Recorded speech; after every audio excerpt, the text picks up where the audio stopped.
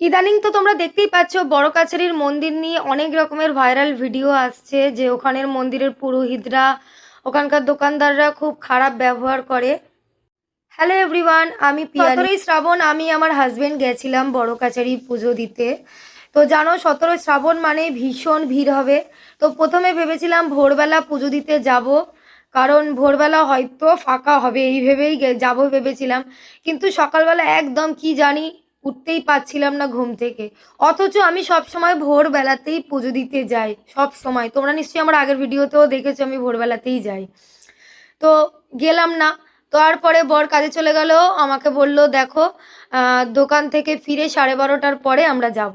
তো সেই অনুযায়ী আমরা 12:30টার সময়তেই বেরিয়ে পড়েছিলাম। ওখানে প্রায় 1:30টার দিকে আমরা পৌঁছে গেছি। তো ওখানে দোকানদারদের জিজ্ঞাসা করছিলাম যে কেমন ভিড় আছে। বলছে ভোর থেকে প্রচুর ভিড় আছে, এখন এসছো খুব ভালো করেছো, এখন ভিড়টা একটু কম আছে, তোমরা ভালোভাবে পুজো দিতে পারবে।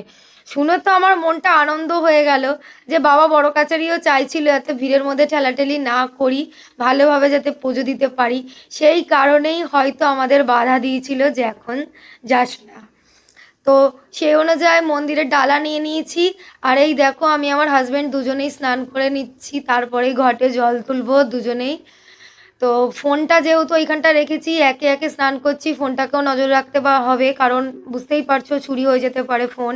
তার মধ্যে তো জানোই বড় কাছারিতে এখন ভীষণ ঝামেলা চলছে, ঠাকুরের মূর্তি বসাতে দিচ্ছে না, টাকা নিয়ে সমস্যা হচ্ছে, টাকা চাইছে বেশি।